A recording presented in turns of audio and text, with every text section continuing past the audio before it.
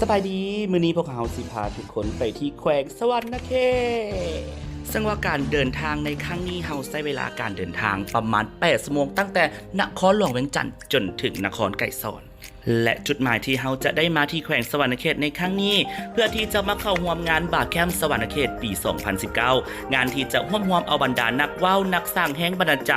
หรือว่าเหล่าสปีกเกอร์ที่จะมาสร้างความมวลซื่นและมอบความรู้เพื่อที่จะนำไปพัฒนาตัวเองให้กับผู้ที่เข้ามาสมัครและในปีนี้แขวงสวรรณเขตก็ได้จัดขึ้นเป็นปีที่ 3 กันแล้ว ตอนนี้เรามาฮอดแล้วสำหรับแขวงสวรรณเขตฮอดตอนประมาณแรงๆ4 โมงฮอดแล้วก็หิวข้าวเนาะแล้วก็อาหารมื้อในปีที่เราจะมากินในตอนนี้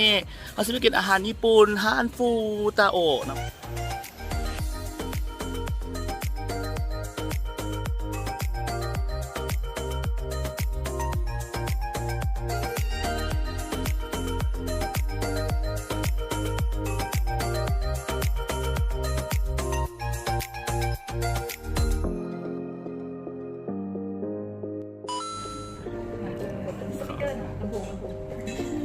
ลำโพงมา3 แหล่ง ฟินบลู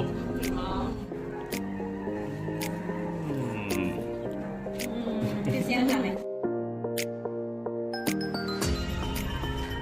นี่ว้าว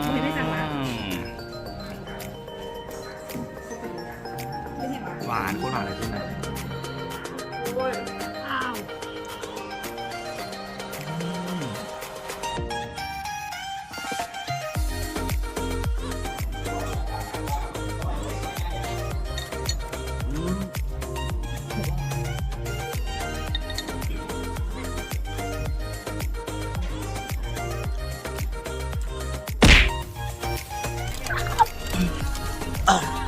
ทุกคนพร้อมบอก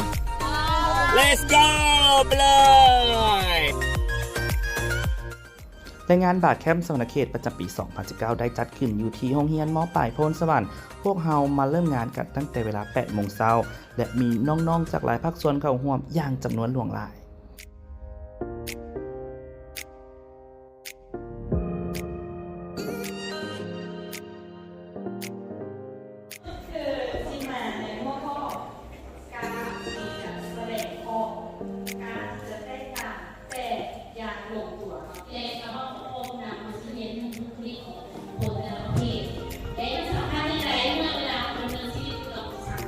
ทุกน้ำเวลาจากพลาสติกแล้วพลาสติก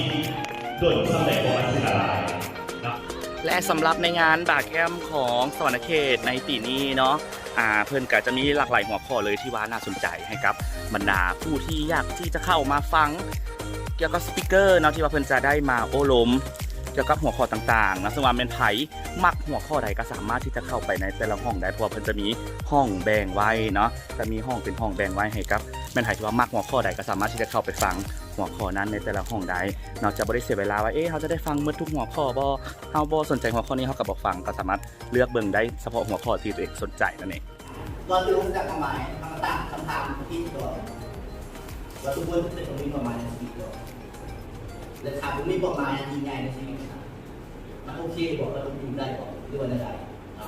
อันนี้แหละสิพากันตั้งอยากให้ทุกคนตั้งคำใจตัวเองทำนี่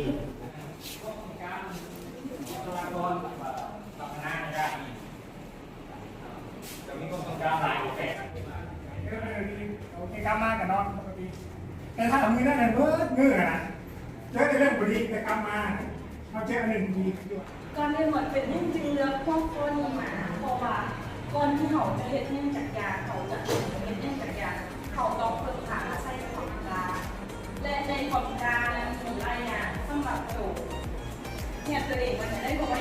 น้องๆจะเป็นแบบอายุน้อยไล่แขนตัวเองว่า และในที่สุดภารกิจของฮาร์โมนีสำเร็จแล้วเย้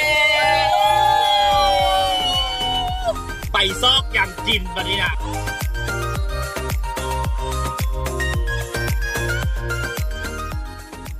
และสำหรับข้าวแรงของมื้อนี้พวกเราได้มาอยู่ที่สิ้นจุ่มสิ้นดาดงัวขุนสู่โมนนั่นเอง เมนูอาหารของเพิ่นก็มีหลากหลายอย่างให้เลือกแซ่บและที่สำคัญราคาถูกสุดๆ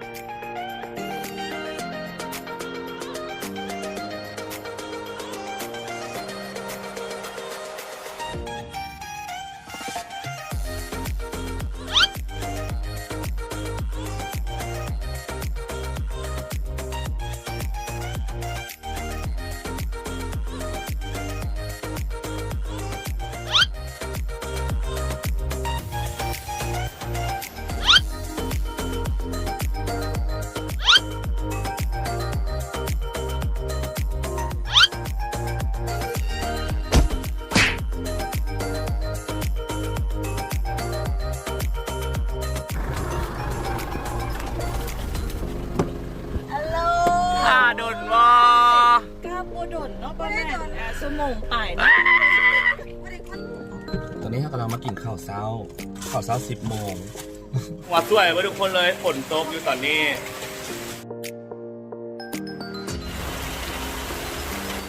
และเมนูอาหารเช้าของพวกเราในมื้อนี้ก็คือข้าวเปียกปลา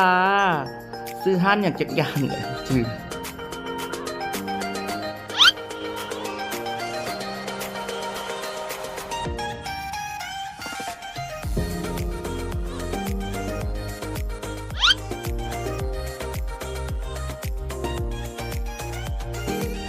และหลังจากนั้นพวกเขาก็มานั่งจิบกาแฟอยู่ที่ฮันแมคเคียโต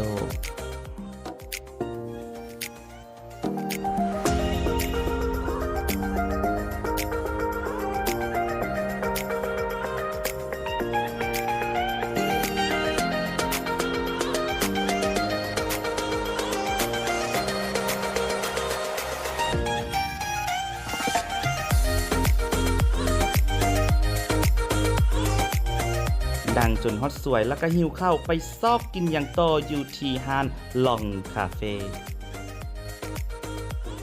ขอบอกเลยว่าฮานนี้พิซซ่าแซ่บแห้งสปาเกตตีสุดยอดแต่ว่าฮานอยากเข้าหอมมาลอกซอกแซกน้อยหนึงถ้าไปได้มีโอกาสมาสวรรณเขตลองถามหมู่พี่น้องอยู่ที่สวรรณเขตได้เด้อ